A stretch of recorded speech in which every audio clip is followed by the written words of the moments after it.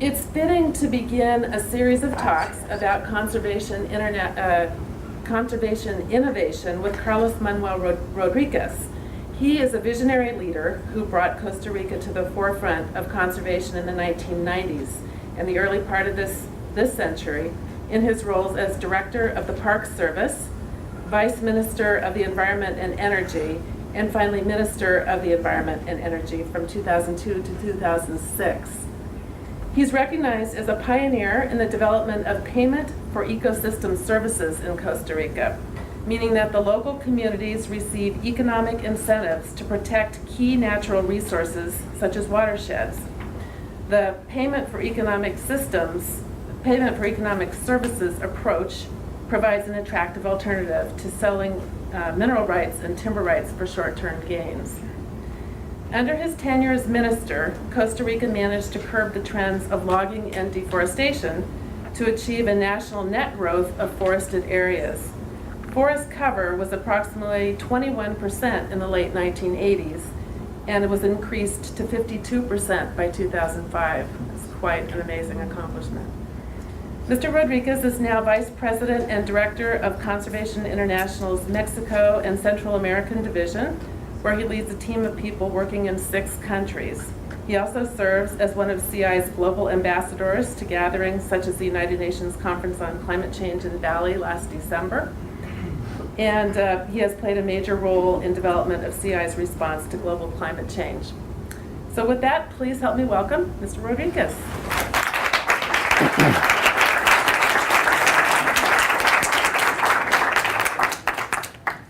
Thank you. Does the sounds working? Yes. I think we have a short couple of minutes video to begin with. Is that right? Yes.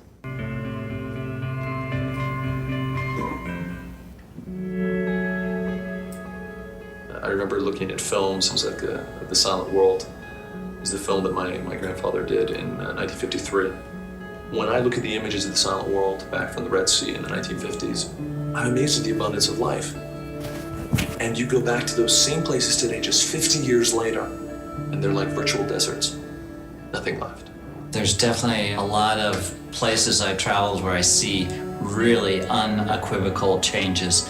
And it's mostly in the size of the glaciers. I used to go up to Glacier Bay 30 years ago, and there used to be what we call tidewater glaciers, where the glaciers literally terminated right into the salt water. And several of those glaciers now are a quarter of a mile away from the water, and that's all happened in 30 years or less. Unfortunately, the world biodiversity is disappearing fast.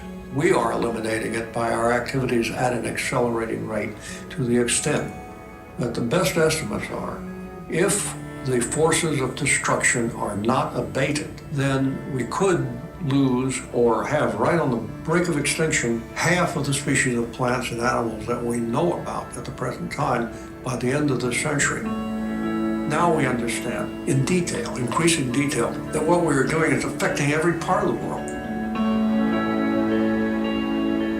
My awareness of these larger issues really was developed when I started to get involved with CI and learn more about what's going on in the world at large. I was really impressed by how wide of a net they cast around the planet, how many different organizations they partnered with. Partnering is a huge word around CI. The cooperation and partnering that we're doing, everyone will benefit from it. We joined with CI looking at the areas of the world that were greatly under attack and created an initiative which would allow us to look at these vulnerable areas. And that initiative continues with CI and with various other governments. Pearl Jam has done at least 3 partnerships with CI where we looked at our carbon footprint and funded the protection of 800 hectares of rainforest in the Makira rainforest, which was our way of sort of keeping carbon on the ground, while if we're putting it up, we're at least trying to keep it on the ground. Conservation International worked with Walmart when most people wouldn't. I know we would not be as far along if it hadn't been for CI. Where some people want to sit back and judge, I get a feeling that CI wants to step forward and make a difference.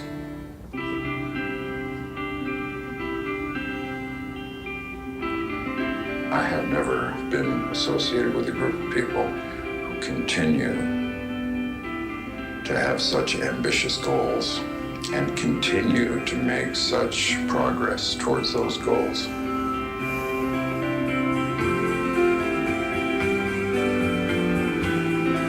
It is an organization that's capable of inspiring those who need to sit up and take attention and act.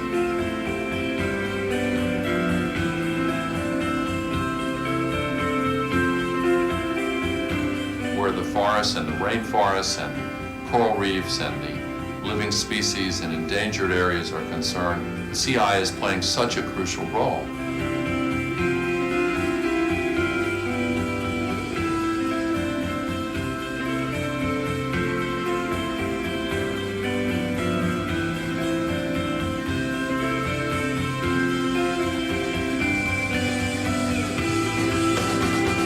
We have the knowledge now to act. How do you design a protected area? How do you create a business that generates wealth but takes care of nature?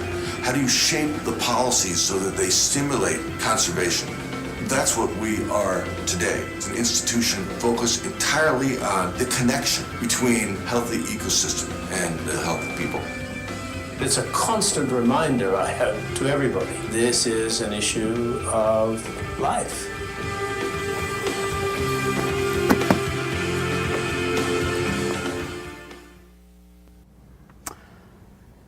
Well, thank you, everybody. My name is Carlos Manuel Rodriguez.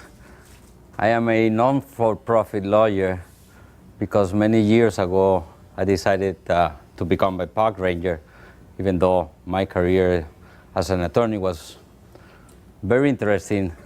I set my goals in conservation many, many years ago, probably in 1976, when I first worked as a young 16-year-old guy as a volunteer in a national park, and it catch with me ever since. I became director of the National Park Service, which probably for me was the highlight of my career because I enjoy it so much. So you can imagine how happy I am right now to be here in this very, I would say, fancy national park. I'm used to muddy and wetty and swampy national parks. This is really new to me, but a national park is a national park. I bear them very deep in my heart. And if we are able to really appreciate them and comprehend how important are they, not just because we're protecting every single life form in the planet, but also because this is the wisest way and the most important way we can prosper as a civilization based on the global threats that we have in front of us. And you saw all these celebrities saying what they feel and calling the attention to us. Even though I'm not a celebrity yet, I got some statements to make. You know, we kind of feel really overwhelmed when we hear, you know, people like them telling us, calling the attention to us about what we have in front of us and the need to really act like never before any civilization has done it in the past to really revert what we have in front of us. And we many times lose focus on what we should be doing. I always think myself what I can do to really, you know, contribute in reverting the major collapse that we may confront sooner or later if we don't change things and keep the business as usual attitude. And I have come with a clear conclusion. First, there's not so many issues right now at the global level. For me, there are two major issues that we need to cope with to really concentrate our efforts and to try to change them. Those two major issues are, first, dealing with this big gap within the relationship within man and nature. If we are not able to really to cope and to narrow that gap within the relationship with man and nature, we will be in deep problems.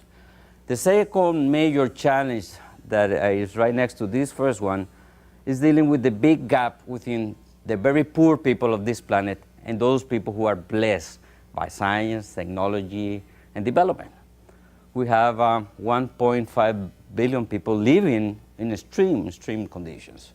I come from a developing country where there's a big chunk of our population is poor, but I travel a lot in developing nations, and I'm really concerned about this fact. It is unthinkable that at this stage of our civilization we have so many people under the line of poverty and doing really bad, 1.5 billion people.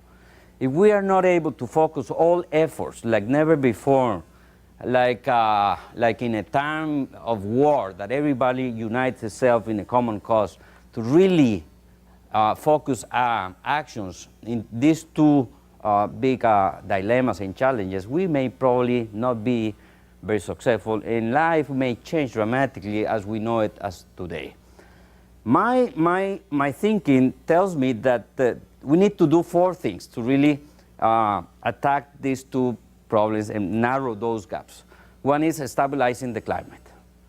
We cannot be able to close the gap within man and nature and be able to close the other gap within poor and not so poor people if we are not able to stabilize the climate. And we need to do 3 or 4 things. One is be more efficient how we use energy. Second, invest heavily in renewable. And third, restore forests and use natural ecosystems as a way to mitigate climate change. The second action is stabilize population growth.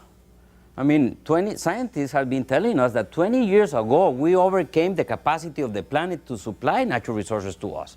And populations tend to still to increase, especially in developing countries where, with the exception of China and India, who has been able to kind of stabilize, but at a high cost to the world, their population. In most of the developing nations, they are being captured with what is called the demographic trap, whereby those nations has increased their economic possibilities to a level to decrease mortality, but not enough to decrease fertility. So they are being captured by this trap in a way that doesn't allow them to really prosper as a society. And we continue to see big population growth in countries with high political instability, with high impact on natural resources. The natural capital is really eroding rapidly. And we don't see those countries to have a possibility to prosper if they still have that high level of population growth. And especially if we are oriented our living condition based on the U.S. life or standards, can you imagine China in 20 years having 1.3 billion people all willing to live the way the U.S. does, as common citizen in the U.S. does live? In 30 years, if China continues to aim for the U.S. Kind of lifestyle, we should, we won't have resources, paper, water, steel, resources to really supply that demand. So we need to really stabilize population growth, especially in those developing nations, and we have to do it. The third element is attack very seriously population, poverty at all levels in all countries of the world. And we can really do a major effort to alleviate poverty and eradicate poverty all over the planet. The good news is that we have the resources to stabilize population and eradicate poverty if we are really consistent and coherent and systematic. And we have the resources to do it. Just using 1/6 of the resources we use annually for arms and war, we can easily, I would say easily, begin a process that eventually will solve these two problems. And the fourth component of what I think is a course of action is protecting our natural heritage, protecting our natural ecosystem, and also restoring all the degraded ecosystems that we have worldwide. So if we are able to concentrate on those 4 actions on a very systematic way, uniting ourselves in a very coherent way, we may have a big chance to really narrow the gap within the relationship within man and nature, and that big gap within those very poor people living in the tropics and sub-Saharan countries, and those people who really live well, mostly in the northern countries. So this is the challenge we have in front of us, and I wanted to add it to those other major well-known people who are calling the attention to us. And in this respect, I come from a small country called Costa Rica that is quite unique in very different ways. Costa Rica is the longest standing democracy south of the border. It's a country with the highest human rights standards, governance, and above all, it's a country that is investing in its richest resource for many years, which is not nature, it's human resource. Costa Ricans believe that our richest resource is human resource, and we've been investing heavily in education and healthcare for 150 years. Many years ago, we decided to abolish the army. Costa Rica is a country that never had a war with any country. We never had an independence war. So it doesn't make any sense in financing an army. And since the date that we abolished the army, which was around 60 years ago, everything changed dramatically in our country.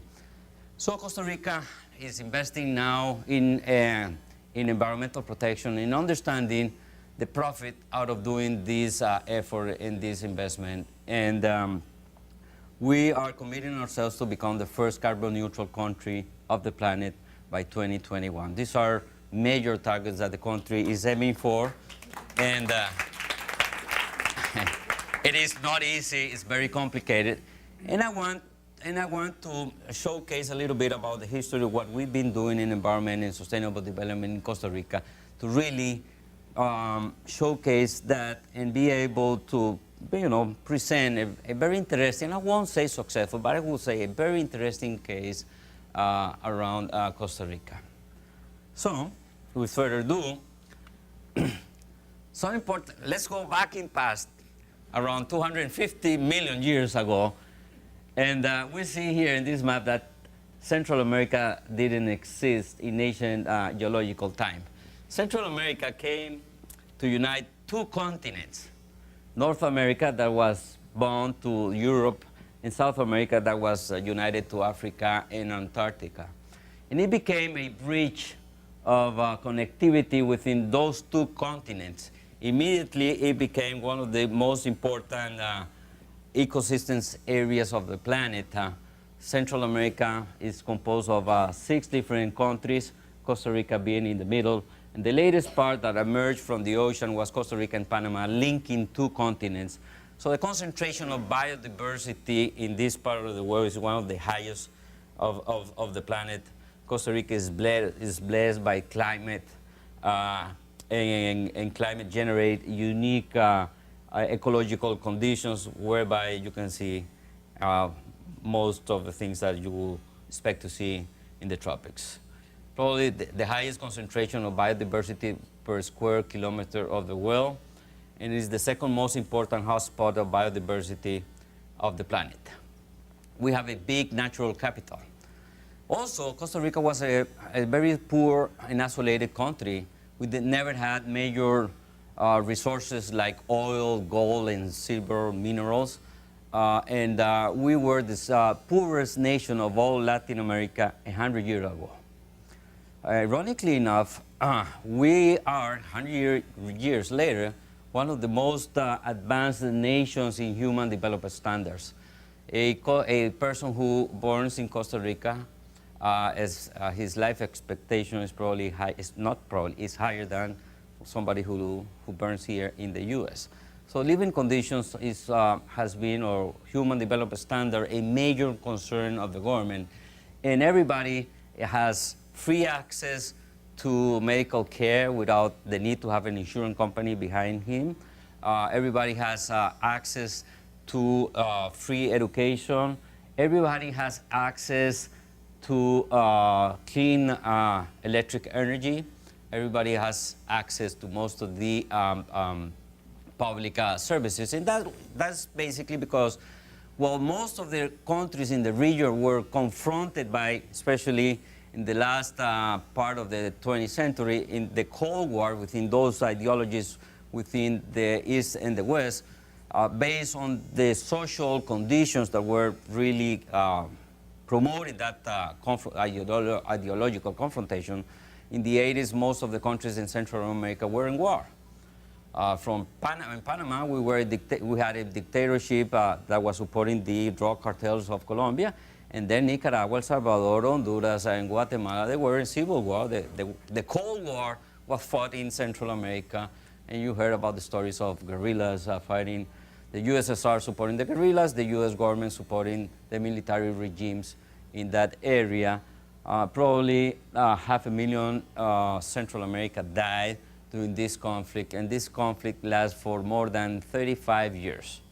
Costa Rica was immune to these political and social conflicts because Costa Rica didn't have an army and has invested so much in educating, taking care of the health of the people for so long that it has a very strong middle class that was able to become a buffer of social and ideological problems.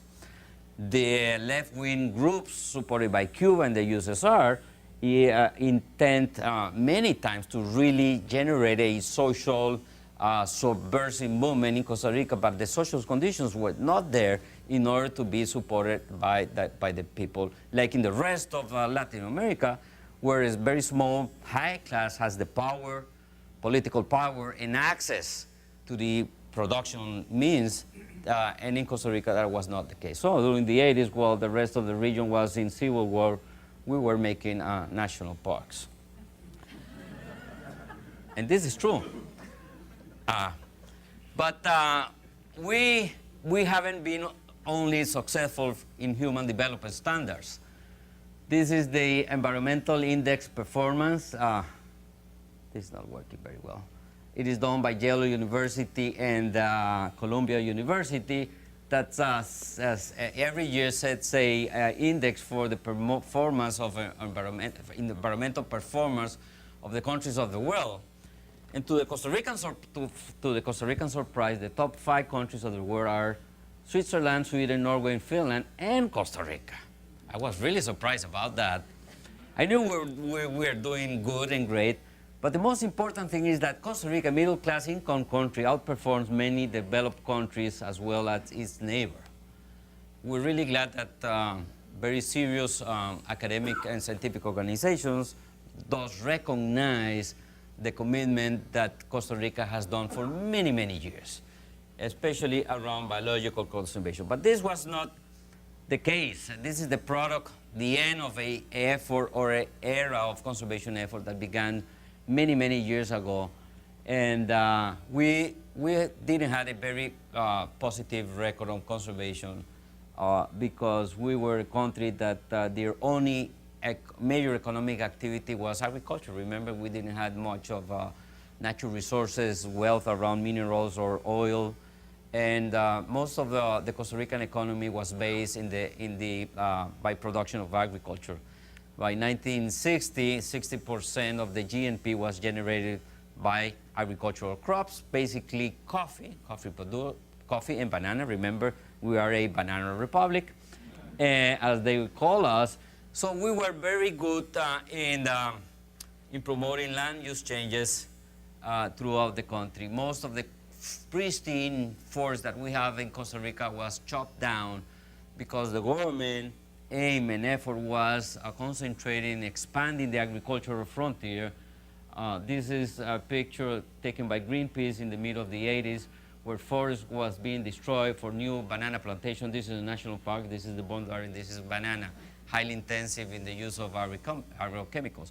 So we had an economy and a lifestyle that depend a lot on agriculture. So the policy for development in Costa Rica was very close related to the promotion and expansion of crops and agriculture. And most of the land dedicated to agriculture was probably not good even for agriculture.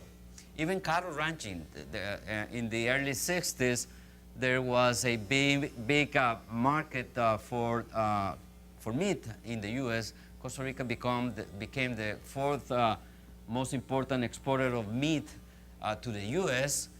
because of the growing hamburger market over here. And there were a lot of policies around development that stimulate the expansion of the agricultural frontier, and this means deforestation. So all the national policies were oriented to change the use of lands from forests into agricultural landscape. So all kind of policies, land tenure policies, you were not able to acquire ownership and title of the land if you had forests in your land. You were not able to receive credit from public banks if you had forests on your land. If you need to prove ownership, you need to prove improvements on your property, and improvement means chopping down the forest and putting some improvement in your land. There was even a tax on unproductive lands. This is an unproductive land and forest, and this is a productive landscape. So all the stimulus done by the central government were aimed to promote land use. In Costa Rica, in the early 60s, mid 70s, became the world champion of deforestation because we had the highest rate of deforestation per capita of the world. So this is some images of forest in green in Costa Rica in 1950. You see what happened. We lost all of the forest. And this is the map of the deforestation in Costa Rica in 1987. We kind of touched bottom with just 21% of the country with forests. We call this the striptease of Costa Rica because Costa Rica lost all their natural cover, and it became, I would say, topless in 1987 with just 21% of the country with forest. So the country reacted to that because since we had a culture based on real contact with nature, and scientists and academics were telling us that we were losing our biological wealth, the country began to react. And in 1969, way before any other nation in the tropics or in the developing world decided to do something, way before any other nation, we decided to really revert that and really confront the deforestation and try to protect biodiversity. In 1969, we said we are going to stop deforestation and we are going to protect biodiversity. It took us around 30 years to be successful in that effort, but it was very interesting how it began with a small law and the will of the government through Congress by creating the first two agencies, the Park Service and the Forest Service, and assigning the Park Service the effort to protect biodiversity by using the most common known instrument to protect biodiversity, which is the national park, the protected area, and then giving the task to the Forest Service to revert and stop deforestation. We never thought about how complicated and difficult it was. And we began this long process of trial and error, learning by doing it through the last 30 years, by building institutions, by creating awareness, by educating the common citizen, but above all, that understanding that forests are very productive, that generate a lot of wealth to the country, but we are unable to see it, and the market is unable to reflect it the way we wish it can be reflected, by the fact that the market, there's major market failures based on the fact that those environmental services being generated by forests and protected areas are not being accounted in the national accountability system. So we began designing many, the first thing that we found out was that there were a lot of perverse incentives in place, all kind of subsidies to agriculture, mining and energy, all kind of policies that didn't recognize the value of standing forests. And the first effort became around the construction of the institutional framework needed to support the effort to protect biodiversity in forests. And Costa Rica took a very interesting decision in 1985 when they created the Ministry of Environment, but did something very interesting. Within the Ministry of Environment, they put energy, mines, and water. So the Ministry of Environment in Costa Rica is a unique one in the world because the Minister of Environment is also the Minister of Energy, the Minister of Mines, and the Minister of Water. The Minister of Environment in Costa Rica doesn't have a Minister of Energy in front of him talking to the ear of the president, telling him that we should be all drilling in that national park because there's a lot of oil there. We have a Minister of Mines speaking to the ear of the President, telling him that there's a lot of gold in that protected areas, and gold is more valuable than biodiversity of forests. We were able to create an institution that can give us the capacity to be more coherent in the way we set policies for sustainable development. No other country in the world has done a similar effort. That's why, for me, it's not difficult to understand the big dilemma that this country does has around oil drilling in protected areas in Alaska. That is basically because the institutional framework designed for sustainable development is not working in a way that there is balance. And the arguments around oil drilling, the Arctic Wildlife Refuges, are basically economic arguments and also strategical arguments whereby the environmental component is seen only based on a scale of values rather than the real economic contribution to the environment. Thing that we have discussed a lot in Costa Rica, and in this respect, I think we have a very interesting experience there. I will summarize this with one personal anecdote.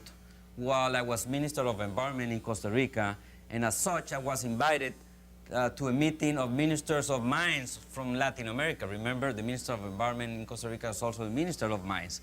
So I was invited to this meeting in Argentina with the ministers of mines of all Latin America. And I got there to the meeting. I found a big group of old, bold, and fatty ministers, well-dressed, all of them, Minister of Mines. And when I got into the meeting, we present ourselves. I was the last one. I was at the end of the table, and I said, I'm Carlos Manuel Rodriguez, the Minister of Environment of Costa Rica. That's my title. And of course, all the ministers of mines, they jump out of their seat when they found out that a Minister of Environment was in their ministers' meeting. And they were really rough with me. They treated me very impolite for the 3 days of the meeting. They were really mean with me. Of course, I was unable to keep all within myself, and for 3 days I made their life miserable, telling them how bad design is their political system by which, because of the fact that Minister of Mines thinks that the Minister of Environment is their enemy. I mean, ministers are part of a political team. They all respond to the President. We are supposed all to have a plan, and we are all supposed to work together. That's the theory. But in fact, in reality, this is not real. This is not true. So if we aim ourselves for sustainable development with the political infrastructure we have in place right now, my goodness, we are in problems, because this is the kind of problems that we are confronted at the world level.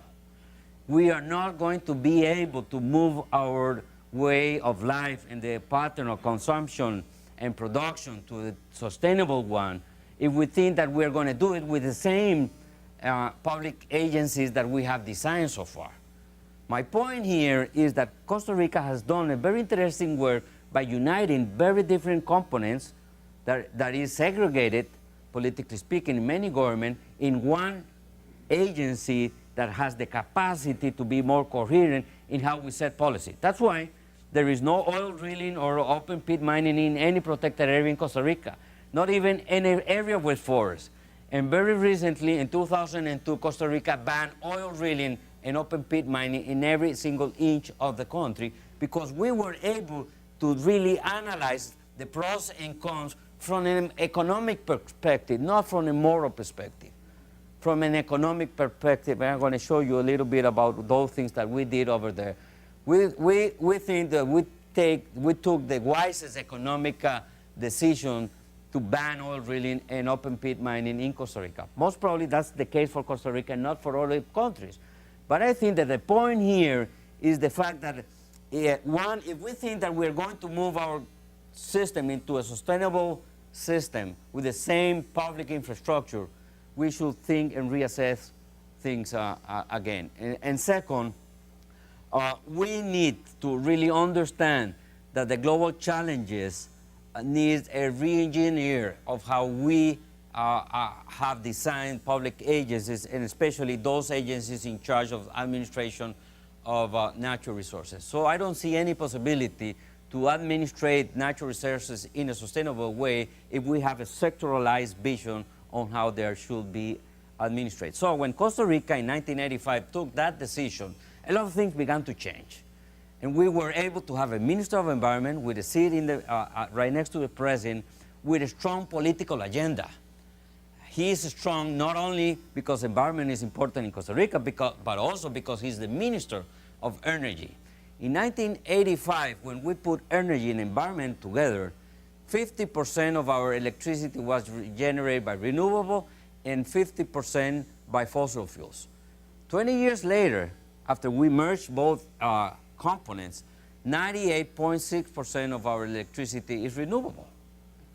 And this is not because God is very nice with us. This is because environment really influenced the energy agenda and pushed forward the renewable component. If you see what happened in the rest of the countries in the region, they kind of keep the same thing, the same pattern by which now those countries produce half of their energy with renewables and half of their energy with fossil fuels. And they are, of course, struggling now to really move their agenda into a sustainable, into a renewable one. So my point here is that if you want to move our way of producing energy towards the renewable without doing major surgery in how we have designed the government, we are not going to be successful at all. Because we know how companies and economic interests are really rooted within the existing structures. You can call it Secretary of Energy, Secretary of Transportation, or the way the government works at the cabinet level. So when we did those things, a lot of things moved forward in Costa Rica in a very positive way. At the same time, we realized that deforestation, we were able to decrease the level of deforestation, but we were struggling with it. And we were not doing much progress after 1985. Between 1985 and 1990, we were struggling. We were able to revert a lot of perverse incentives. We were able to set a lot of policies to stimulate reforestation and forest conservation by putting a lot of tax breaks and subsidies. We were able to build up the political and institutional infrastructure. We were able to decrease the level of deforestation from around 120,000 hectares a year to probably 60,000 hectares a year, but we were struggling, especially because we kind of felt that we were in a plateau and we were not being able to grow.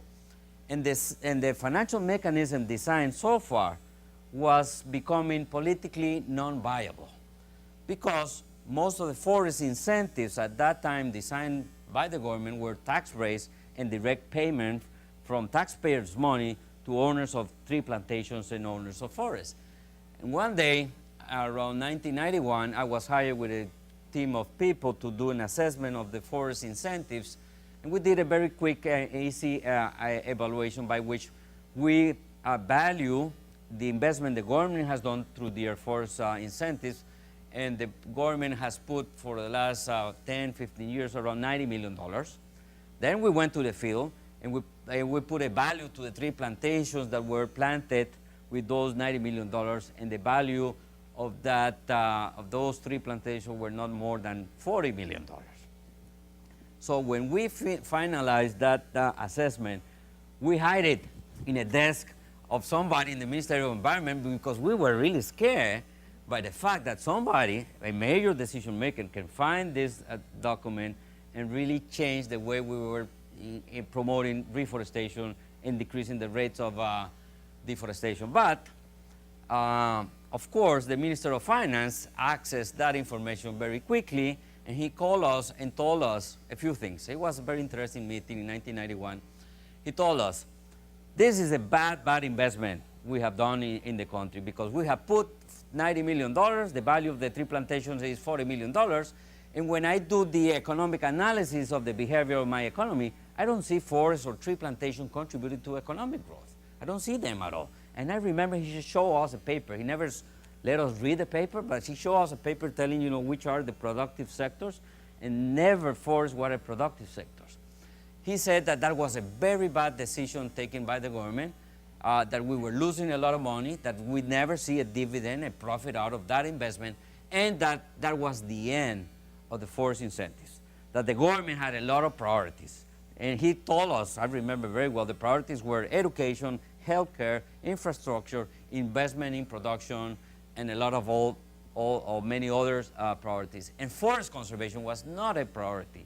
Reverting the rate of deforestation was something unknown by him. This was a task of the Ministry of Environment, but the Ministry of Environment was not able to really bring together and engage other policymakers because they thought that they were able to do it and cope with that problem. So the minister told us, you have a year, 1 year, to think in something else because there won't be more incentive from the government. At that time, we were talking about ecosystem services. And since we were not doing much progress, we began with a strategy of using the market in our favor because the only way that we can keep forests was giving them value and that people can really recognize the economic benefit of keeping those forests and be competitive enough with other land uses. So we began to try to assign value to the standing forest. At that time, ecotourism was growing a lot in Costa Rica based on what we have done in protected areas, and we tried to set some policies to stimulate owners of trees and forests to engage themselves in ecotourism. It was working quite well. Also, at that time, we were really understanding the underlying reasons behind deforestation.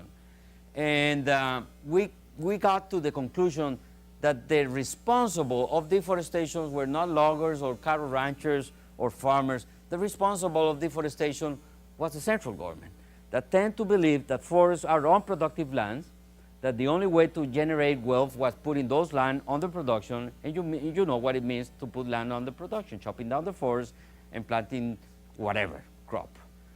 And we knew that most of the area with forests, the soils and the ecological conditions were not good for agricultural crops. So we went to Congress and did a great job in explaining congressmen the underlying reasons of deforestation, and we told them we need to declare the land use changes as an illegal act. We cannot accept anymore the fact that the central government is setting the conditions for deforestation. We all know deforestation is bad for people, it's bad for the economies, and also it's bad for the environment. But do we all realize that deforestation is still legal everywhere in most of the countries? We have some very specific exemptions here and there, but in most of the countries of the world, deforestation, the land use changes, is a legal act. The United Nations tell us that 80% of the deforestation is illegal. Yeah, that's basically because nobody went and asked for a permit. But if you go and ask for a permit, the government grants you that permit. So the illegality is a legal technically. You get it?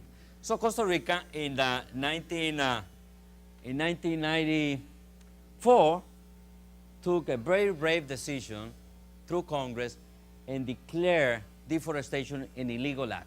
Nobody, I'm a lawyer, and I was really happy on one side as a conservationist, but as a lawyer, very, very concerned, because the government was declaring deforestation illegal. It means to put a limitation in your private property, a limitation. So we had to explain very well and do a major legal analysis behind it, because we need to prove that the public interest is above and beyond the private interest in chopping down the forest. So when we clear up the legal component, the political component came out of it. And Congress told us, yes, we understand, now we get the picture, we understand the reason behind deforestation. We will support this if you prove us how you think you're going to enforce it. Because many times we tend to ban and to restrict actions, but they continue to be done by people, and there's no enforcement capacity in our governments. At that time, since we didn't have the possibility to move forward the forest incentives, we came up with the idea of paying the people for the benefits of keeping those forests, giving us environmental services. This is 1994.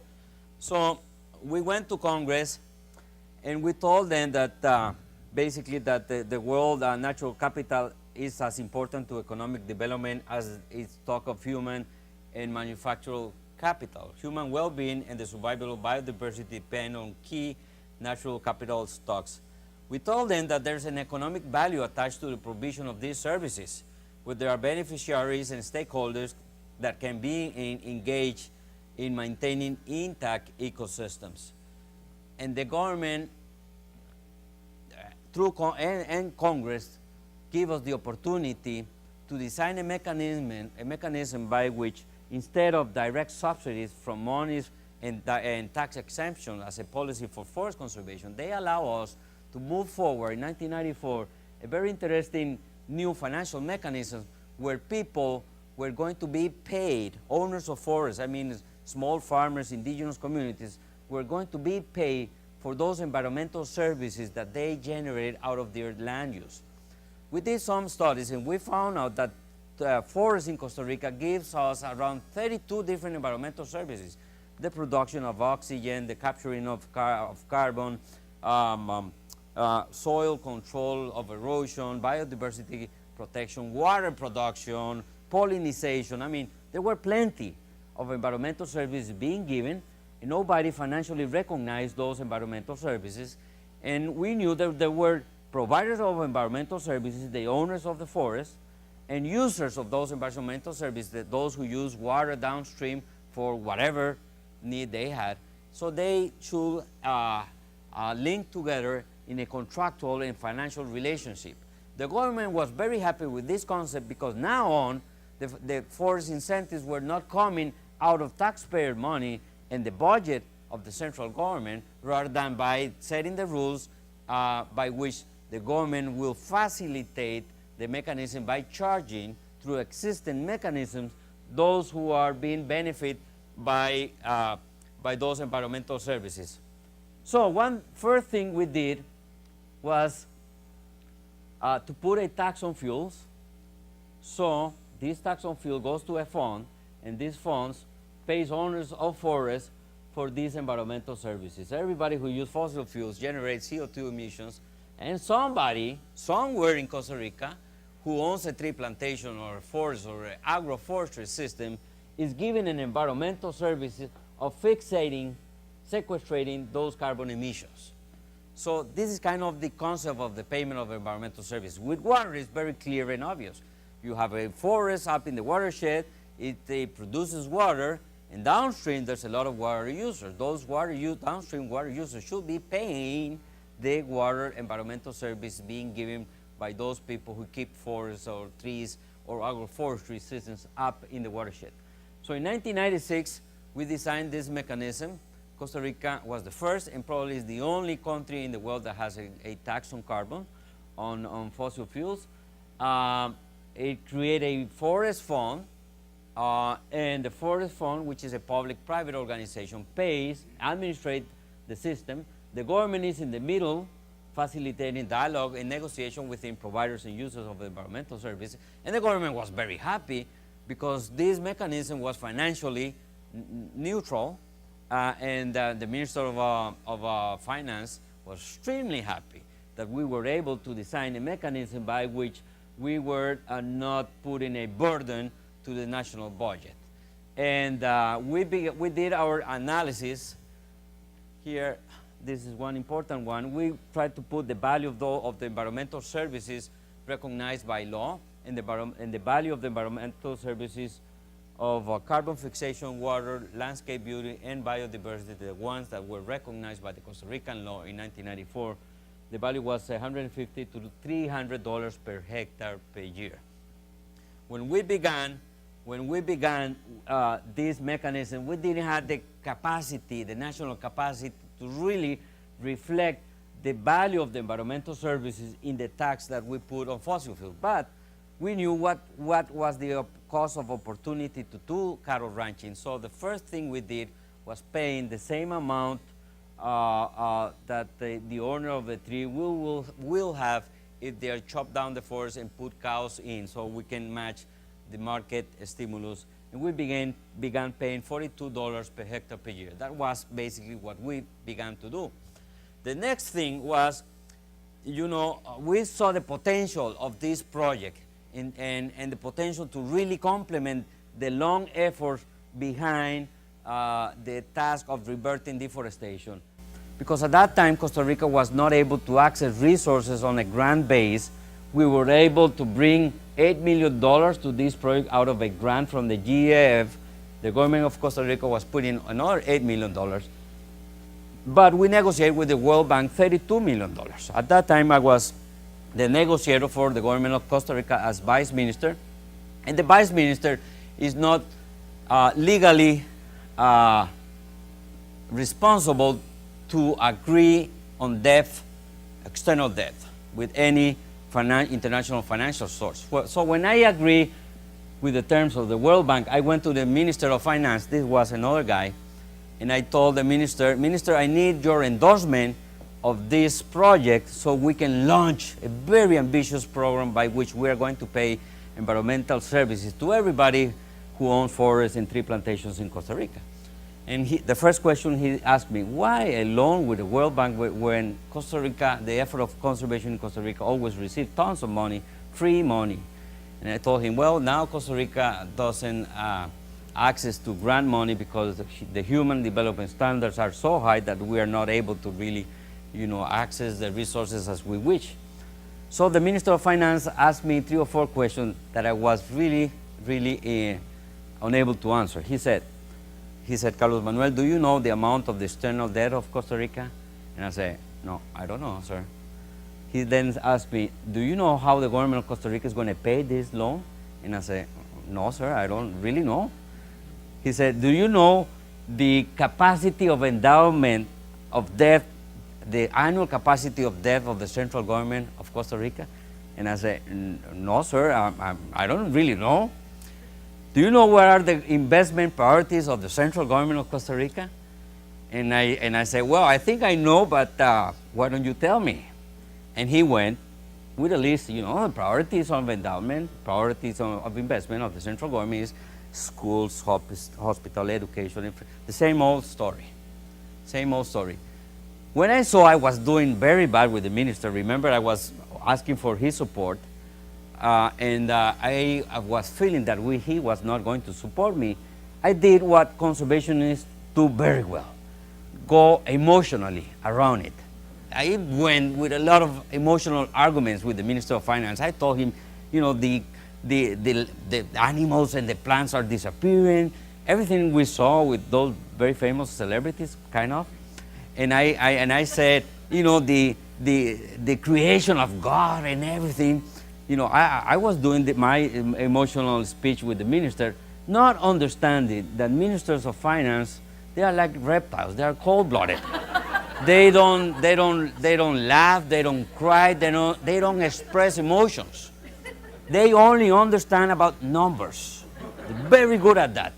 And numbers was a language that we were unable to administrate and understand either. So the minister, in a very polite way, told me, this is very interesting, but this is not a priority. I cannot allow you to in-depth the country in this scale because forest sector is a non-productive sector. It is not within our national priorities, and I cannot support you. I was very, very sad after that, but I learned a lesson. My feeling was I never was able to be in the same channel with him. I was unable to really send the message. I was unable to speak his language. So I went back with my team to really redesign our strategy with the minister. 6 months later, we came back to the minister for his support with a very different strategy. We proved him that forests and national parks are really productive in Costa Rica. We did an analysis with the School of Economics. When this is an update of that study. We did it for 1998. This is the study, the result for 2002. But in 2002, national parks generate $834 million in these different components. Energy was a very well-used argument.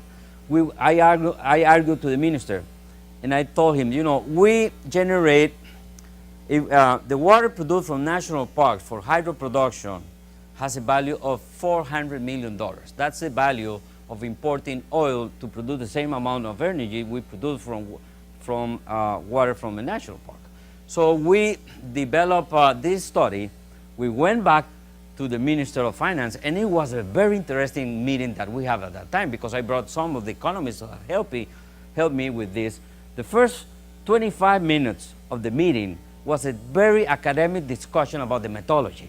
And I'm a lawyer, not an economic, really bored and getting fed up with the discussion, because I got the Minister of Finance, the guys from the School of Economics doing an academic discussion, and I was not fulfilling my goal, which was the approval of the minister. But I learned that we captured the attention of the minister in the first minute of the meeting when we began to talk his language, the language of economics, and proving him that national parks are really productive. They are so productive, you can see the numbers here. National parks generate 5.5% of the GNP in Costa Rica versus agriculture that generates 7.7. So when we present this information, the ministers signed the agreement with the World Bank, because we were able to prove him that the way he measured the economy, the way that markets behaves, are really imperfect. We have a major market failure here, and this has been said by many people. Probably the most important economist of the world who has told us this is Mr. Nicholas Stern, a top advisor to the World Bank, a very well-renowned economist that has been telling us that in climate change we have a major market failure by which we are unable to really reflect the indirect cost of climate change, and that what we pay in the use of our energy doesn't really reflect all those indirect costs. And that the major problem that we have behind it is that markets are not telling us the truth, and political decisions are sustained on what the market tells us. And if the market is not telling us the truth, the political decisions that we take are not going to favor the environment. So one way or another, we need to understand that at the global level, we need to address market failures. So if we see how presidents take decisions, presidents are experts on economics, or they have a group of experts of economics. Our goal should be to put those economists to things like ecologists.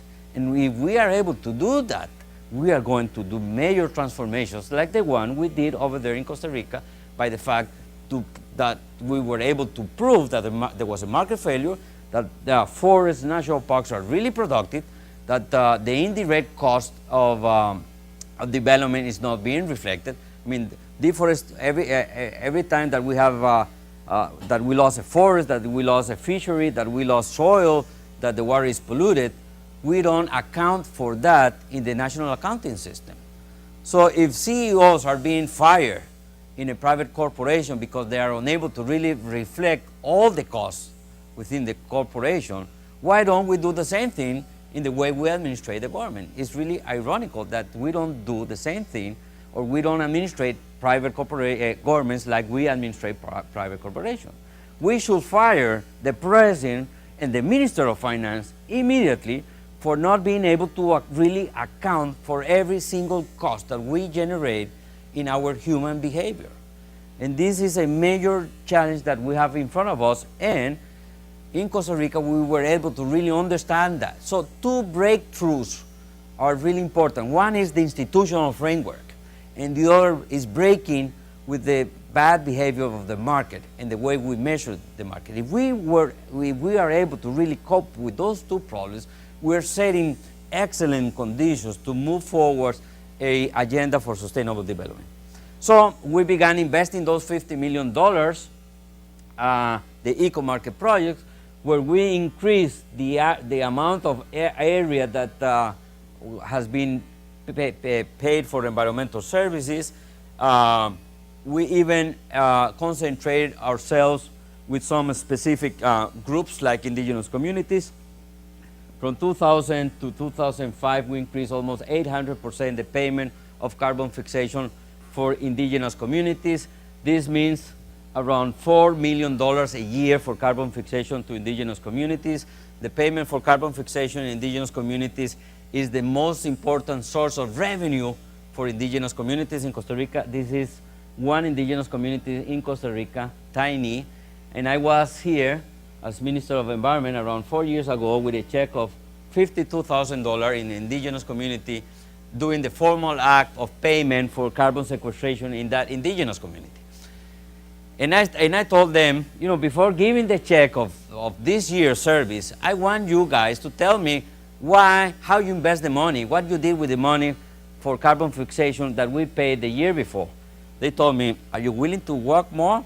That day we walked 5 hours to get there. And I said, well, if it's not so far, yes. So they showed me around 52 new or repair homes. They showed me a new school, a new aqueduct. They even showed me a new access road. They didn't have access road to their communities. So when I took this picture that day in the indigenous community, this is tiny, and these are the kids of the community. Indigenous communities are the poorest of the poor in Costa Rica. But when you see them, you get probably to the same conclusions I got that day, the day I took that picture. I mean, they don't look so poor to me. They look kind of healthy, well-dressed, and kind of happy. Yes, they are healthy, well-dressed, and happy. They even have solar energy, a lot of very interesting things. When I took that picture, I was thinking, you know, we designed a market instrument, the payment for environmental services, to revert deforestation, but what are we producing? We are producing a human impact. We are generating an improvement in their living conditions. That day, we were a group of guys from the Ministry of Environment. We thought, my goodness, this is incredible.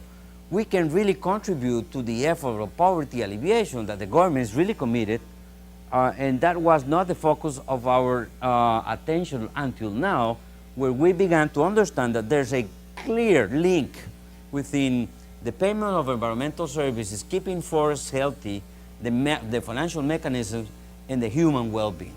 From that day on, everything changed, and we began to talk about the second generation of payment of environmental services, where the center of attention was the human well-being. And we began to generate a lot of information, where the poor live, what are their needs, et cetera, et cetera. At the same time, we did that with carbon. In 2005, we were able to fully internalize the environmental services of water. Everybody who uses water should pay somebody in the watershed for water production. This used to be a national park. Now we call it a water factory. And the concept of the water factory was very interesting because, you know, in a country with so much water and so many water users, it was very difficult to really generate the will to pay for water, because water was a free resource. But when I proved them that the water factory was in peril, that the quantity and the quality of the waters of the water factory was being threatened by major human actions, they began to understand, major water users, that they need to really invest in the water factory. So we designed a payment for environmental services around water, and then we understand many other things around it in this second generation of environmental services. One is that we don't need even dense, thick, pristine forests to generate environmental services. We can recognize environmental services in the whole landscape. And we can, we did some studies about the value of biodiversity, how much biodiversity can be found in the grasslands, in the fragmented ecosystems. We did a lot of analysis, and we found out that in many cattle ranches, there were a lot of very interesting wildlife, and there's a lot of possibility to increase the biomass and the ecological conditions if we began to pay environmental services to improve ecological conditions. So we did a couple of examples. This is a cattle ranch of 300 hectares with dead fences. By just paying environmental services to change dead fences into live fences, we changed the whole landscape. These are trees being planted there in the cattle ranch. So we're beginning to transform the already impact landscape. We did the same thing over here. This took us 10 years, but look what happened when we began paying environmental services in this area. We began restoring. And we have more biodiversity, happy cows. Cows, this is true. Cows love shade. And there was an improvement in meat and milk production with a restored environment. So the farmer was very, very happy because he was being paid for giving environmental services, and his production of meat and milk increased by restoring the habitat. The payment of environmental services can be also an instrument to really restore degraded land. And most probably the global effort around conservation is very small compared with the global effort we need to restore what we already have destroyed. So we have a financial instrument to do it. So this is 5 minutes. This is the map of the payment of environmental services in 1998.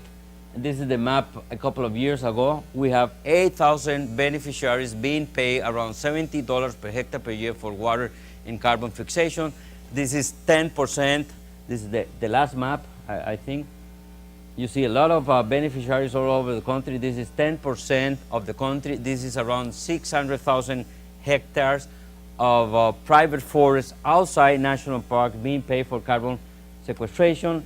This is our plan for the next 5 years. In the next 5 years, we are going to invest $214 million in the payment of environmental services.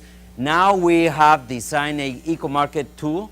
Remember, we designed an eco-market one for $50 million. The eco-market tool is to finance the second generation of environmental services, where the center of attention is not biodiversity or reverting deforestation, it's human well-being in rural communities. By increasing the human well-being, we are going to create enabling conditions to restore and protect the environment.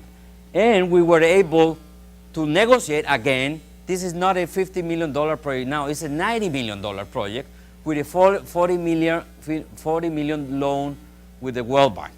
I was minister on my last year of environment in the negotiation of that loan, and I also had to go with the Minister of Finance for his support. This was another guy.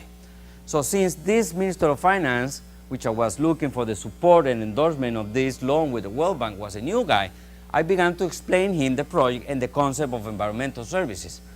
And at the middle of my explanation, he said, "Minister, stop here. I don't want to hear more." I was expecting the worst. He told me, "I know very well this mechanism of payment of environmental services because my farm is in the program." The Minister of Finance, the top economist of the country, has his farm in the program. I mean, that day I said, wow, we're doing great progress because even the minister does have his farm within the program. So we've been able to monitor very successfully what people are doing in many different ways. We don't need to do a major enforcement action here because if you're paid to preserve forest, nobody's going to destroy the forest. 99.9% of the farms are fully complying with the conditions of preserving the forest, not doing forest fires, not hunting, not logging. Those are the major conditions. We have the map where the poor people live in the country, so we're putting it as a priority. These are the national parks in Costa Rica, and this is our biological corridors. This effort was done basically because of the information generated by Conservation International for many, many years. So now we know how we can link all the protected areas in this yellow with these corridors in a light green, but just concentrating the payment of environmental services in those areas. We've been doing it in many different ways. And now the second generation of payment of environmental services see the whole landscape. If you remember Costa Rica in 1987, we had just 21% of the country with forests. And by doing this 30-year effort, we've been seeing how the country is restoring forests. This is 1997 with 42. This is 2000 with 45. And this is 2005 with 52%. We see how we've been able to restore it. The payment of environmental services has not been the major driver of this. Has been a consistent, long-term effort through 7 different administrations with 3 different political parties during those 7 different administrations, understanding that we need to create institutional capacities. The institutional framework is very important, understanding that there's a lot of perverse incentives, understanding that the market is not helping us, and understanding that if we can use the market in our favor, we can do a big advance on it. The payment of environmental services has been kind of the icing of the cake of this process, helping us to do this.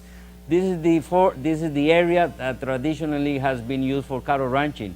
This picture is 1986, and look what happened over there. It's very interesting. Forest fire. Costa Rica is the only country from Alaska to Argentina that every single year has less forest fires than the year before. Probably in North America, forest fires are nature-induced, but from the Rio Grande south, all of the forest fires are induced by humans because they want to do land use change. If you're being paid for the environmental service being given by your forest, you are not going to put your land under fire. So we've been able to even decrease illegal logging, to restore the natural forest cover, to decrease forest fires. And this is my final one. This is the map with the countries where we have current forest in light green, deforestation in red, and in how you say, deep green and dark green, the countries that has been able to restore forests. And you see a tendency. Most of the countries who has been able to restore forests were countries that destroy forests, and that's countries that has increased dramatically in their economic and social targets. So we see forest restoration north of the equator, in the northern industrialized countries. Costa Rica is probably one of the only countries in the world that has been able to do it without becoming a developed nation. But we understand that the way to protect the environment and to restore it is by generating human well-being and investing in human needs. There's no other way. There's no other way. And this is the lesson that we have learned. So if we want to revert the rates of deforestation around the equator, we need to understand that we need to get out of the box and begin to really understand the social needs of those countries. We need to understand the lack of governance in those countries. CI does works in around 30 or 40 countries around these lines. Those countries are the countries with the highest rate of violation of human rights, with the highest rates of corruption, with the less capacity to administrate the government. These are fallen states, countries that doesn't have even the control of what's going on within their boundaries. Those are the countries with the highest concentration of biodiversity is in the world. Unless we understand that conservation can be achieved if we get out of our mental box and be able to understand the political priorities and the need to really invest in human well-being and begin to change the investment priorities from the business as usual attitude that we have, that we've been investing in army-related things and arm deals and all those things, and really investing in education and healthcare. Until we do that, we won't be able to really do the leap forward and be able to move conditions in a better way, because we have a major challenge in front of us. So as you know, I can go for hours telling this story, and this is the first lecture, and I want to be many lectures in the future. So I will stop here to thank everybody for giving me the opportunity to share this experience with all of you. Costa Rica is a very nice country. It's unique. Most probably there's a lot of lessons that can be learned there and can be translated and tropicalized in many other different countries. I think that we all have a responsibility to be part of the solution. Most probably we haven't been part of the problem, but we can be part of the solution. And I think that that's why you all are here, because you want to be part of the solution. I feel very proud that I'm a not-for-profit lawyer, because I think that this is a very noble cause. I care for my kids, I care for my grandkids, and I want them to see what I saw and to live the same life, quality of life that I'm living right now. Thank you.